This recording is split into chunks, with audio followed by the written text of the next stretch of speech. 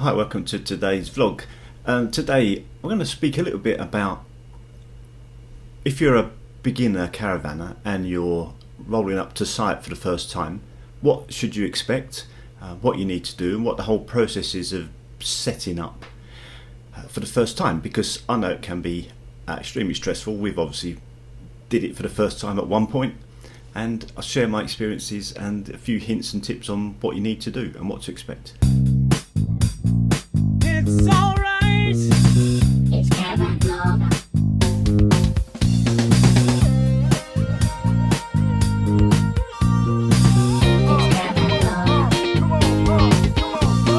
This is quality caravan vlogging. So in the last month or so we've had quite an increase in subscribers and views. Now mainly this is because I crashed the caravan, or somebody crashed into the caravan, should I say, but also there's been an increase in staycation, so people wanting to or having to holiday in the UK, can't go abroad, at least not at the moment. So what are people doing? So maybe they're buying a caravan, motorhome, camper van, tent, or whatever. It's all kind of the same at a very high level. So this video should help anyone that's new. Now I know from a Facebook group that in the last weekend quite a few people have taken the caravan out for the first time and they've shared their experiences, which is absolutely brilliant. And it's great to see people getting out and about, and also great to see people struggling. Actually no, it's not great to see people struggling, is it? But I mean, it's great to see people going through the same issues that we did, and that's very difficult as someone who's trying to help caravanners to cover everything, because you kind of forget, and you do after a while. You go on autopilot with stuff. Now this is something I want to say to any beginners. If you've just been away for the first time and it was a complete nightmare, and maybe it took you 3 hours to set everything up that you wanted to set up, fear not, it does become second nature. And as you develop your own routines and your own practices, things just do get easier. Trust me, they do. So I remember when we first went away, I remember we went to, I think it was Thetford Forest, and it was absolutely pouring down with rain. It was kind of the worst. I can't remember how long we went. It feels like it was 2 weeks, but it might have only been a weekend. It was that kind of weekend. So we pitched up, not really knowing what site etiquette was or anything. And nobody really tells you. And it seemed to us like everybody knew what they was doing.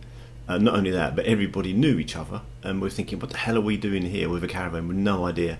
So the first night it rained and rained and rained, and the caravan sunk. This is quality caravan vlogging. So I went down. What do we do here? We had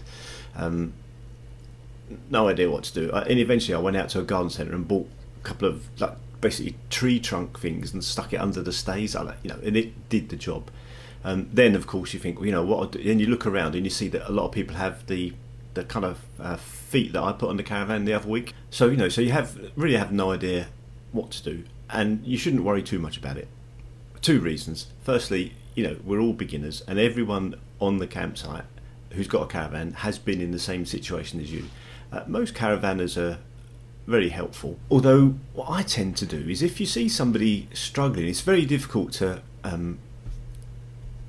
jump out of your caravan, run over, hello, can I help? They might not want any help. They might be learning it themselves. Also, I've found if a couple are putting up an awning and they're having and it's tricky, they're having a row about, because as you know, or you may not know, it's called divorce in a bag, right, for a reason.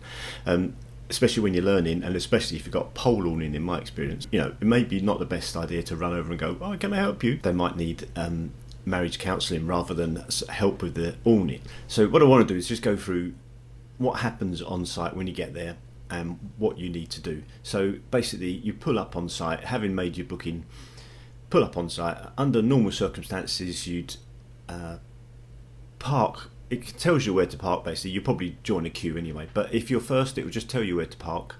You need to go into reception and tell them who you are, pay. They'll explain.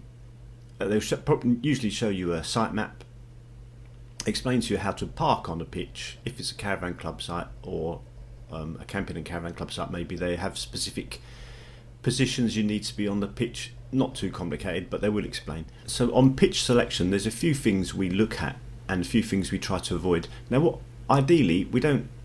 In an ideal situation, we'd like to be on the end of a row with only one person next to us, so that you're not kind of got someone each side. It's obviously not a problem, but I'm talking about an ideal pitch here.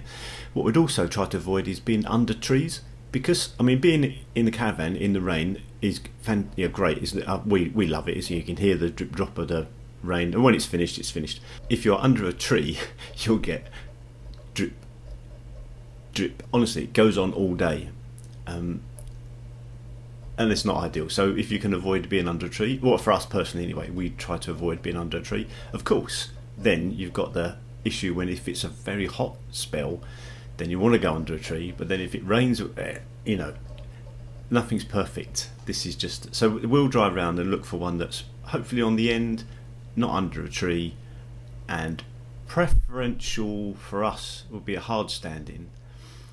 So you don't want gravel down rather than grass. Now the issue with hardstandings is that they can be difficult to put an awning up, because obviously banging a peg into grass is easier than banging a peg into, well, broken up concrete. I mean, and some of them are really, really ridiculously hard. Now, top tip on that is to maybe, where you're putting your peg in, pour a bit of water down, soften the ground up a bit. You might be able to get the peg in then. And the same when you're taking them out as well. Right, so you found your pitch.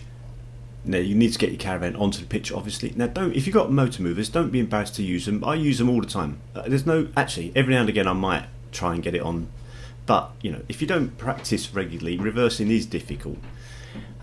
Unless you're an HGV driver and you drive a bus or something, But mere mortals, stop your, unhook caravan, motor mover it on into position. Then you'll need to connect up your services. So, firstly, I put the stays down, put the jockey wheel down, get it level. I've gone years and years without really appreciating why it's necessary to level a caravan, mainly because we're on caravan club sites most of the time and they're fairly level anyway, so there's really no leveling needed because the pitches are level.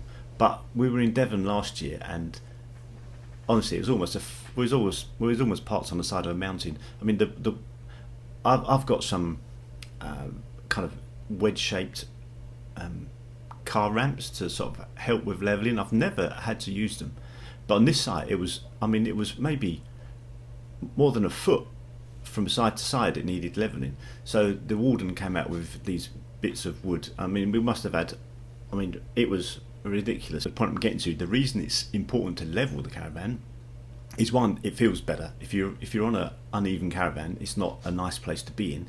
Secondly, if you're using your own facilities, then you need the sinks to drain properly, and if it's not level, then certainly the shower tray won't drain properly. And even after these lumps of wood that we used, we were still slightly on an angle, so it wouldn't drain properly.